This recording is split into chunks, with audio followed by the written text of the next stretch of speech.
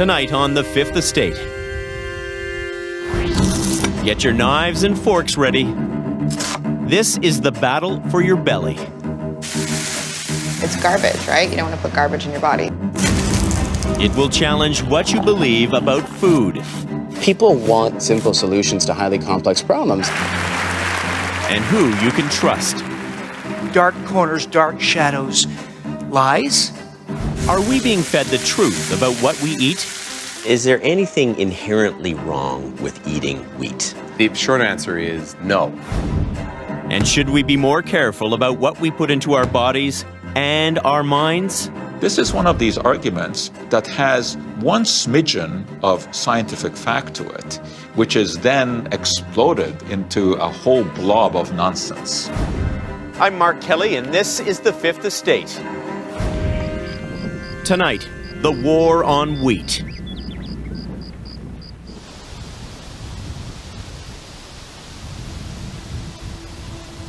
Take a long look. What do you see growing in this field? A symbol of Canadian prosperity? The foundation of the world's diet for the past 10,000 years? Or do you see something darker? A toxin in a sheep's clothing. The foundation of many of the diseases that plague us. From diabetes to multiple sclerosis to breast cancer. What you see reveals which side of the war you're on. It's a cold January night in Halifax. The scene? Seasons Restaurant at the Atlantica Hotel. A private dinner's being prepared for a very select group. It's the perfect setting to talk about food, especially the grain that's on everyone's lips, but nobody's plate. Over candlelight and red wine, the well-heeled discuss the future without wheat. Welcome to our restaurant. We're going to showcase food tonight that does not need any wheat whatsoever. Here sits Dr. William Davis, the world's most influential anti-wheat evangelist. He's changing not only what we eat, but how we see food. What bugs me, people are not given the full benefit of all the information that there really is available that empowers you in your own health, your family's health. This is a salad. We have a lemon dressing. We have an avocado foam. Avocado foam. No, that's avocado foam.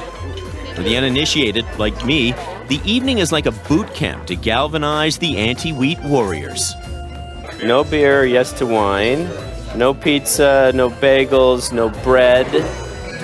The dinner party conversation reveals how the trenches are being dug. Are you wheat-free? Yeah. And what difference has it made for you? Weight loss and energy. You know, yeah. You wake up in the morning and you don't feel tired. I haven't drank beer in 4.5 years. Yeah. That's a serious commitment. It was. And it was because of the book. Yeah. Wow. You're a believer. The book they're all reading is Wheat Belly, written by Dr. Davis. It's the Bible of the wheat-free movement. Nearly 3 million copies of his book sold in 33 countries. More than 100 weeks on the New York Times bestseller list. Not a diet book, but a manifesto. The gospel, according to Dr. Davis, wheat is killing us. We must fight back. Word spreads quickly he's in town. He's the author of the #1 New York Times best-selling book, Wheat Belly Total Health. Please welcome Dr. William Davis. Like in city after city all across North America, hundreds of people show up for Dr. Wheat Belly's sermon about the sins of wheat and those who eat it. can I get a little poll? Who's read Wheat Belly or at least seen some of our TV spots, etc., have some understanding? At first, Dr. Davis comes across like a friendly old uncle, sharing some homespun wisdom about wheat. I didn't set out on this path to make myself the enemy of wheat. I didn't say, I hate these darn grains, and I'll pick on them and kick them. I really set out to help people empower themselves in health. But then things suddenly get serious. Wheat, he says, causes 70 to 80% of all known diseases. Rheumatoid arthritis, lupus, amyotrophic lateral sclerosis, multiple sclerosis, type 1 diabetes in children, type 2 diabetes, seborrhea, psoriasis, dandruff, acne, joint pain, arthritis, arthralgias, hair loss. The list goes on, and so does he for full effect. Autoimmune alopecia, depression, eating disorders, on and on and on. If all these, at least some, if not most of them, are caused by grains, what happens if we eat no grains? I'm going to propose to you that many, if not most of these diseases disappear. They go away. Wheat, he argues, is not what it used to be. It's a genetically modified monster he calls Frankenwheat. And who's to blame? Well, big food companies and big government for unleashing the beast on unsuspecting consumers. Dark corners, dark shadows, lies. I think that's what we have in the world of wheat and grains. His message is alarming. Don't trust government food guidelines or food scientists. Instead, trust him. This is our chance to pull back that curtain, expose the whole thing to the light of day. All right, thank you very much for listening. Thank you very much. This is the drumbeat of the war on wheat. Dr. William Davis is a cardiologist and author of the best-selling book, Wheat Belly. Please welcome Dr. William Davis. Welcome, Dr. Davis. He uses the platform of the TV talk show circuit, touting his shocking message. Wheat is making us sicker than ever. I don't think anybody should be eating this. And claiming he has science on his side.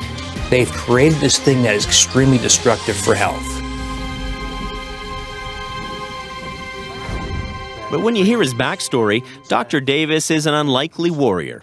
He was a cardiologist in Milwaukee, trying to lose a few pounds to help fight his type 2 diabetes.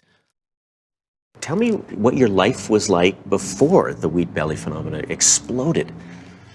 Mark, I wish I could tell you that I came at this in a huge flash of insight and understood the entire terrain of all the... I did not. I stumbled and bumbled my way here. So he admits he never conducted any of his own scientific studies. He just cut wheat from his diet. He says his blood sugars tumbled, his extra weight melted away. He urged his patients to follow him, and the anecdotes began to pile up. Patient after patient came back and said, well, I did that, and yes, my blood sugar is much better, but I also lost 43 pounds, and I didn't do anything else. Would you consider that you're waging a war on wheat now? I'm waging a war against misinformation in health, in which one of the major and most destructive messages is to create a diet rich in healthy whole grains. You know, Mark, I think this movement is so large. It's such a huge, earth-shattering, world-changing, life-changing perspective. I don't think any one person can take all the credit. But you would consider there is a movement afoot right now? No question. The movement he spawned has shaken an industry to its very core. 56% of Canadians now report they're cutting down on whole grains like wheat. That means cutting out 1/3 of all food, like bread, breakfast cereals, pastas, pastries, pretzels, and beer. That's a big slice of the pie. Kellogg's and General Mills report a huge drop in cereal sales. Weston Bakeries shut down factories, and Maple Leaf Foods sold its bread division. Have you tried gluten-free Chex oatmeal and new Chex granola mix? It's gluten-free. Chex. And now gluten and wheat-free products are filling store shelves with more than $6 billion in sales last year. All of that a win for the anti-wheat movement. I had told myself there's no way this could be true. How could a world of nutritionists, dietitians, and my colleagues get it so utterly wrong for so long?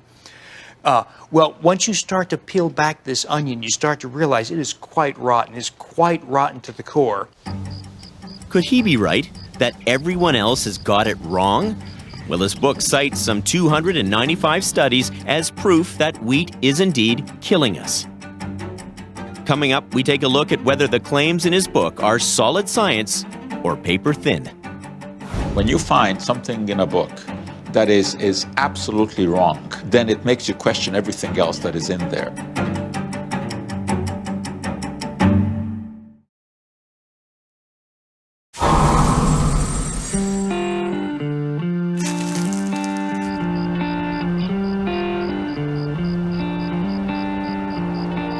Saskatchewan, the breadbasket of Canada, the land of the wheat kings. They've been growing the grain here commercially since the 1880s. Heavy with rich, hard kernels of health, the wheat falls beneath the knives. Over generations, wheat has migrated from prairie farms to processed foods. There's no other cereal like Nabisco Wheat Honeys. To kitchen cupboards. Wheat thins taste really good and they're full of natural whole wheat. Generations of TV viewers were fed the same message over and over again. Cream of wheat gives you 5 times more iron than any leading hot oat cereal. Have some wheat checks, Tim. They're good for you. And when the summer sun shines in Saskatchewan, the wheat fields glow. To farmers here, that's the glow of money. Saskatchewan now provides 10% of the exported wheat in the world. A war on wheat is an all-out assault on a $2 billion cash crop. Now, it's true, millions of people do get sick eating wheat. People with celiac disease, but that's about 1% of the population. Others have allergies and sensitivities to wheat. But Dr. William Davis insists wheat is bad for all of us because it's not your grandparents' wheat. He says it's something much worse. Modern wheat's dirty little secret? Wheat proteins, gluten, and gliadins that he claims have been modified by scientists and now act like a chemical on our brains, a chemical we get hooked to, like junkies. Modern wheat, he says, is an opiate, like heroin, creating food addictions. Modern wheat is a perfect chronic poison. It's literally an opiate or an opioid. Gliadin partially breaks down and becomes opiates that bind to the human brain. When you find something in a book that is absolutely wrong, then it makes you question everything else that is in there. We asked Joe Schwartz to examine the science behind wheat belly. He's a chemist at McGill dedicated to demystifying science and debunking big claims. Is there any evidence that wheat is addictive? No, I certainly none that I've seen. And if it is addictive, it's not because it contains any of these peptides. Those peptides are also found in spinach, they're found in dairy, a whole range of other foods. He says opioid peptides are produced when some foods are digested. But just because they can bind to opiate receptors in the brain doesn't mean they produce a morphine-like effect. If we're going to say that it's addictive, it would be along the lines that people like foods that have wheat in them. But that's not a physical addiction. It's not a physical addiction, and I know of no evidence of physical addiction. Turns out Dr. Davis bases this claim mainly on one study of rat brains, done on dead rats in 1979. To date, there has been no study on humans that conclusively proves wheat is addictive. It gets a lot more dangerous than that. Dr. Davis says wheat also causes cancer. Wheat of today is by far, hands down, the worst possible thing you could eat. High blood pressure, heart disease, dementia, cancer. Colon cancer, pancreatic cancer, esophageal cancer. He says women with wheat bellies have a 400% greater likelihood of getting breast cancer. So let's follow his logic here. Research has indeed linked obesity to cancer, but lots of things can make you fat. Davis concludes that because wheat is one of them, it causes cancer, but the direct connection has yet to be made. He makes the link that wheat causes breast cancer. Have you seen any evidence of that? I've never seen any evidence of that. I mean, there's 4 new scientific papers that come out every single minute of every day, 365 days a year. You know, how is it that they miss the connection between gluten and breast cancer? You know, having worked for decades in this area. But it's not just physical illness. Dr. Davis also links wheat to mental illness, from depression to dementia to schizophrenia. He devotes an entire chapter to this astounding claim. PMS, depression, bipolar illness, paranoia, anxiety, acid reflux, irritable bowel syndrome, depression, on and on and on. Why do we observe the phenomena of paranoia and hearing voices, auditory hallucinations, recede dramatically when we take the wheat out of the diet of our schizophrenic patients? The study Dr. Davis was just talking about was conducted in 1966, and once again, after almost 50 years of research, no one can point to any definitive study that specifically links wheat to schizophrenia. It's relatively easy when you know some science to cherry-pick the data and to make it sound much, much more compelling than it is. And especially if you can kind of portray yourself as kind of the knight in shining armor who's going to save the population from the clutches of this unholy alliance between big pharma, big food, the agriculture industry, academic scientists, who for some reason want to undermine our health. This is one of these arguments that has one smidgen of scientific fact to it, which is then exploded into a whole blob of nonsense. But the big question, are we being terrorized by genetically modified frankenwheat? It's the foundation of the wheat belly argument. Wheat of today is nothing like the wheat of 40 years ago. It's not wheat. They call it frankenwheat. Nobody, no human should be eating this modern creation of genetics research. Modern wheat, he argues, is a crude result of experimentation, a frightening brainchild of agricultural scientists.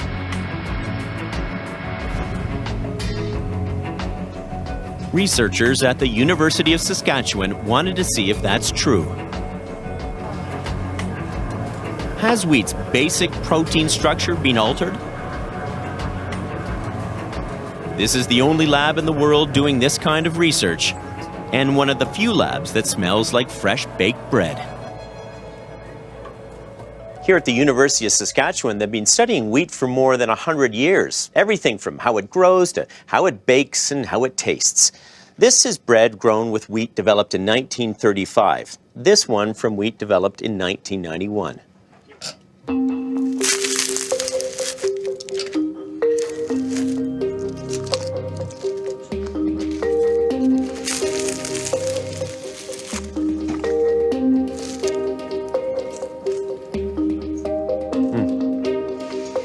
You'd never know the difference. Okay, so it tastes the same. But deep down, is it really still the same? So show me some of the differences here, if you can, between these grains. So first thing is, this is red 5. You can see here. The research is being led by Dr. Ravi Chabar. He's a wheat geneticist. He's paid to advise the grain industry. But he says this project is being funded by a federal government program which invests in, quote, the world's most accomplished and promising minds. And this is the oldest. The oldest. 1860. Yeah. 1860. Over time, yes, wheat has been modified to produce high-yield crops. But what about its proteins, gluten and gliadins? Well, researchers studied the genetic profiles of 37 different varieties of wheat grown in Canada since the 1800s. It may look different over time, but research shows it's not frankenwheat. Chabar's discovery? For all intents and purposes, it is your grandparents' wheat. What we want to say is, like, between the ancient wheats and the modern wheats, they are very similar. They are very similar. They're nutritionally good because proteins, you need proteins, right? How can someone just stand up and say wheat is bad, wheat is toxic? That is that person's opinion. But it's not just any person's opinion. Dr. Davis has won the unqualified trust of millions of people. Coming up, we find out why. The truth is not easy to sell. The truth is not sexy. The inconvenient truth of healthful living is that it does require effort.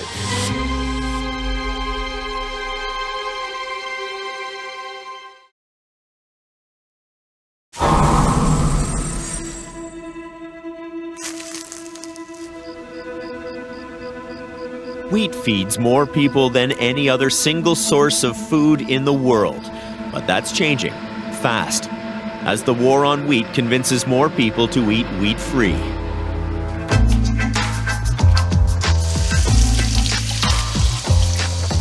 More than half of Canadians say they're cutting back on grains like wheat from their diet.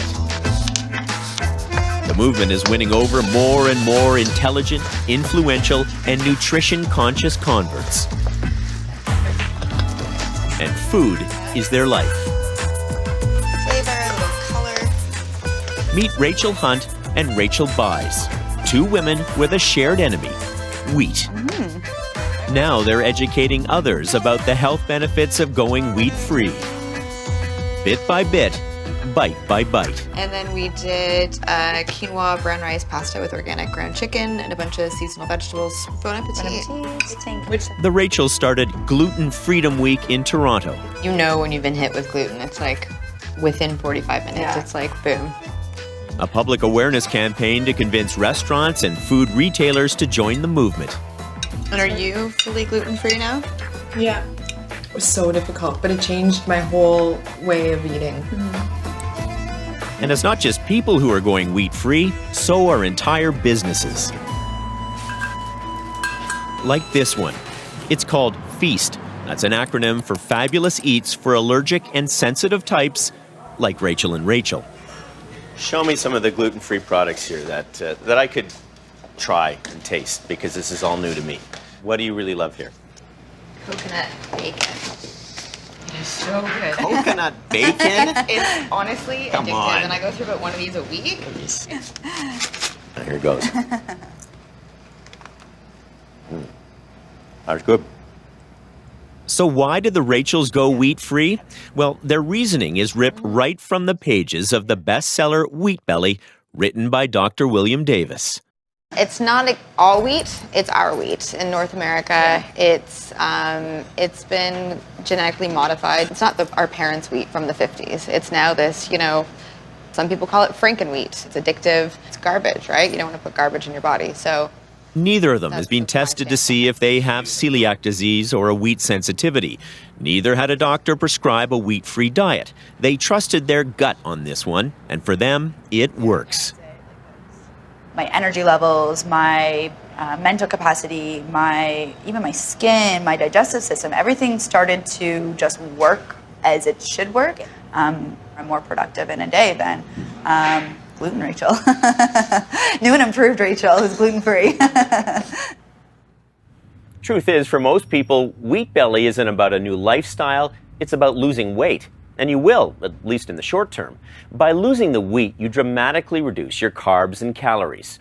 So why then is this book making such an impact?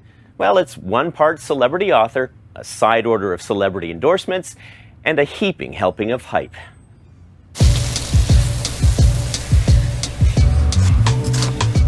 Fantastic. What do we have here? We have our pumpkin ravioli, and we have the gnocchi here. Terrific. Yoni Friedhoff is a family doctor in Ottawa and a diet expert who runs a nutrition clinic. He doesn't believe in fad diets or miracle foods or Dr. Davis. So I guess this is wrong on every level in terms of a wheat-free diet? I don't think Dr. Davis would join us for this meal. Dr. Friedhoff says Wheat Belly is similar to other carb-free diets that cut out bread, pasta, and potatoes. The big difference? Dr. Davis. Good. This just took it to another level with a very charismatic doctor who has a presentation that to me is reminiscent of an evangelical preacher, with you can be healed and away you go. And I think that is, again, it's what people want to hear. We want to believe in magic. If none of this has been proven, why do so many people believe it to be true? The truth is not easy to sell. The truth is not sexy. The inconvenient truth of healthful living is that it does require effort. Dr. Friedhoff says he would never recommend this diet to his patients because he believes wheat is good for us. Unlike what Dr. Davis has been saying, there's no question that diets rich in whole grains have been shown to be protective against a myriad of diseases, including type 2 diabetes, cardiovascular disease, and just mortality as a whole. There was a study published a couple weeks ago that reconfirmed that fact. And it's not just Dr. Friedhoff. Many medical associations won't endorse the Wheat Belly diet. If you don't have celiac disease, even the Canadian Celiac Association won't endorse a gluten-free diet. Neither does the American Heart Association, the Obesity Society, or the American College of Cardiology. And Dr. Davis is a cardiologist. I think what's driving this is the tidal wave of change. We have sparked a movement. But there is one influential community that does support the wheat-free movement: celebrities. Take a look. Their food choices are the staple of morning TV talk shows. People including Hollywood A-listers like Anne Hathaway and Gwyneth Paltrow are eliminating the protein found in wheat, rye, and barley from their diet. Cutting out gluten does seem to be gaining in popularity. Even Chelsea Clinton opted for a gluten-free wedding cake. Dr. Davis's wheat-free philosophy has attracted high-profile disciples, such as pop star Miley Cyrus, Canadian basketballer Steve Nash, and the chief glutenista of all, actress Gwyneth Paltrow, seen here on the Dr. Oz Show. She has 2 million followers on Twitter, where she promotes her gluten-free lifestyle. I felt great. I had lost weight, and I thought there really is something to this. So basically what I do here... She's let the world know she won't consider feeding her young children bread, pasta, or rice. Bon appetit. Lots of people look up to Gwyneth. Tim Caulfield, a health policy professor, isn't one of them. This is great. This is great. He questions the impact of celebrity on science in his new book, Is Gwyneth Paltrow Wrong About Everything? He even did her 30-day cleanse to see if that would make him a believer. It didn't. From your experience, who do people trust more? Is it the food evangelist like Dr. Davis, or a celebrity like Gwyneth Paltrow, or is it a food scientist who's out there? This is an excellent point. I think that there is a trust issue that's going on. But in addition to that, it helps reinforce that eating gluten as a form of self-expression. I'm part of the community that eats gluten-free. You know, I drive my Prius, I recycle, I'm gluten-free. And I think that's part of why this has become so popular. Caulfield says people may not trust food scientists, but they do trust their friends and neighbors who swear Wheat Belly works for them. Don't these anecdotal examples, don't they become sort of a body of scientific evidence? First of all, a bunch of anecdotes added together does not make good data, right? It's just anecdote plus anecdote, and having a whole bunch of it just doesn't make it stronger. You know what makes the claim stronger? Just because you're going wheat-free doesn't mean you need to go taste-free, Dr. William. Powerful platforms like the Dr. Oz Show. 2 doctors united in the war on wheat. In fact, there's so many adverse components of wheat, I wonder why we even try to eat this stuff. Sure, Dr. Oz got into trouble recently, scolded by a U.S. Senate committee for making fantastical claims about another diet. I don't get why you need to say this stuff, because you know it's not true. My job, I feel, on the show is to be a cheerleader for the audience. So my show was about hope. The Wheat Belly diet's never been easier or faster. And hope was what he was selling with Dr. Davis. Complete relief within 5 days. Within 5 days. Unchallenged claims broadcast to Dr. Oz's audience in 118 countries.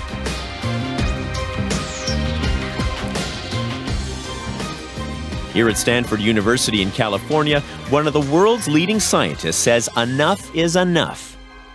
How do we guarantee quality when you have not just a few scientists, but a huge... Dr. John Ioannidis made his name researching scientific research. And take it from him, he says Dr. Davis cannot claim to have science on his side. This is one example where a big claim is made, practically on thin air. I mean, we're not even talking about science here. It's not scientific studies that lead to that claim. It's mostly a belief system.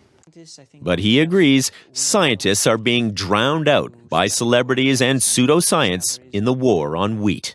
I think that scientists have lost the rock star battle. The public has not been used to listening to science. They have been used to listening to movie stars, and no numbers, just big claims, big quotes. Without science, what are we left with? I don't think we're left with anything.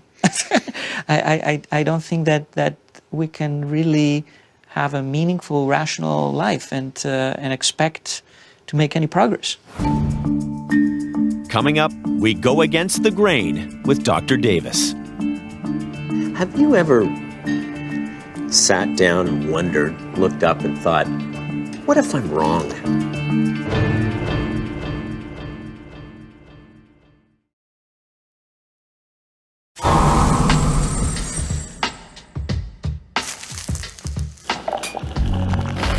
The debate about whether wheat is good for us or killing us plays into a much bigger food fight. Although we've been consuming food since the dawn of humanity, we still can't seem to agree about what is good for us. A new study raises a possibility, think about this, that high milk consumption may be linked with more bone fractures and a higher death rate. What? Just turn on the TV. Food science can be confusing. For decades, we've looked at cholesterol as the #1 public health enemy. But now, new research, they're always bringing out new research. More research, including one study out today, finds saturated fat isn't so bad after all. It's easy to see why people don't know what or who to believe about food. So, are more people questioning science? Absolutely. A recent survey polled 3,000 scientists and 2,000 everyday people about current controversies, from vaccines to climate change. But the biggest difference in opinion between the two groups? It was around food. Despite widespread support from scientists, only 37% of the population believes food that's been genetically modified is safe to eat. And into that chasm of doubt walks Wheat Belly author Dr. William Davis. He says he's leading a war on misinformation, while claiming wheat has caused more human disease and suffering than all wars combined. He blames experts who support eating wheat for creating a collective madness larger than the Salem witch trials or the fear-mongering of the Red Scare. Their nutritional advice makes bleeding with leeches or frontal lobotomies seem quaint. When I've actually engaged with... Despite selling millions of books and winning over millions of converts, the anti-wheat evangelist insists the battle is just beginning. Do you think you are now in the process of winning the war? You know, it's more like the war on terror. It's not something that has a discrete start and end. It's going to be an ongoing process. I think I'm part of the conversation driving that. You know, I feel bad for those people. They're just trying to do their job. I don't think they're bad people. Just as the tobacco executives of the 1960s and 70s, you know, who in congressional testimony said, you know, well, I did it because I needed to pay my mortgage and my son's tuition. They're just nice people trying to do their job. But do you equate somebody growing wheat or selling wheat products with people who sell cigarettes? I would if it becomes increasingly clear that this is stuff that humans never should have eaten in the first place. One of your biggest claims is that wheat has killed more people than all wars combined. Do you stand by that?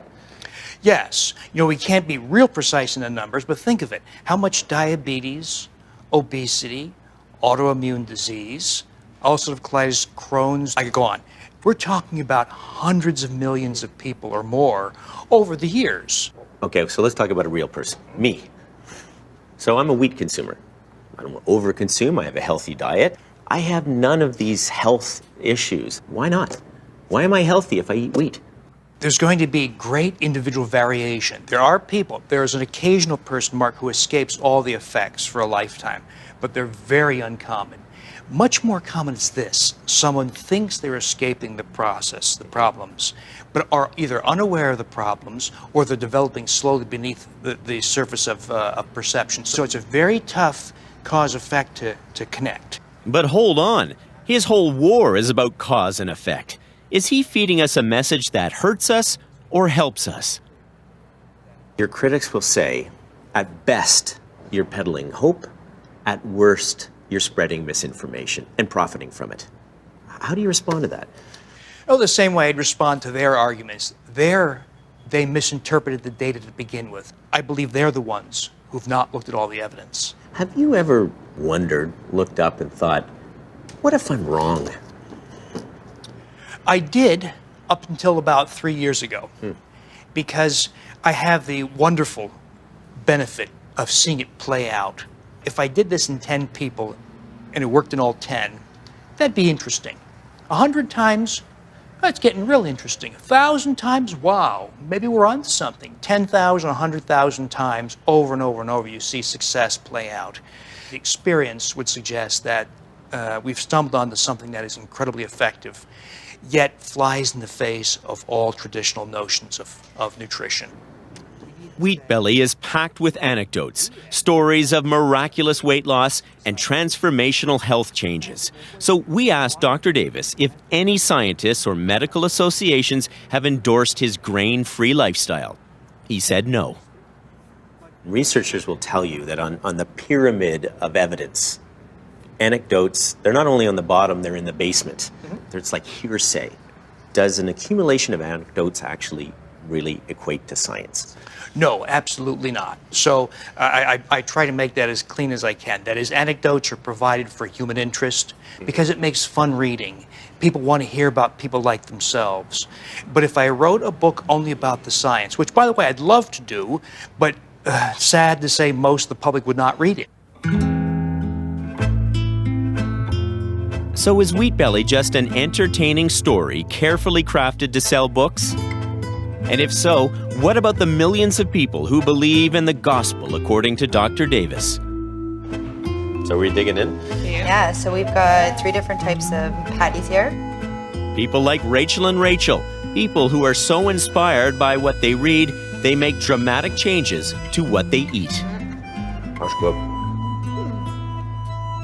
There's a lot of science out there that challenges the science that William Davis is referring to. Are you skeptical about those Absolutely. studies? Who's funding the studies though that are saying that wheat, that heavily processed wheat is good for you, right? I'm skeptical of people that are putting things out there that they're making a dime off of it. I'm skeptical of anyone that's... But isn't William Davis doing that? Absolutely, but people aren't... If people are going to start following or taking gluten, they're not going to be worse off for it. I guess the big issue at the end of the day for a lot of us, all of us, no matter where you stand on this, is trust. Yeah. Who do you trust at the end of the day? Your body.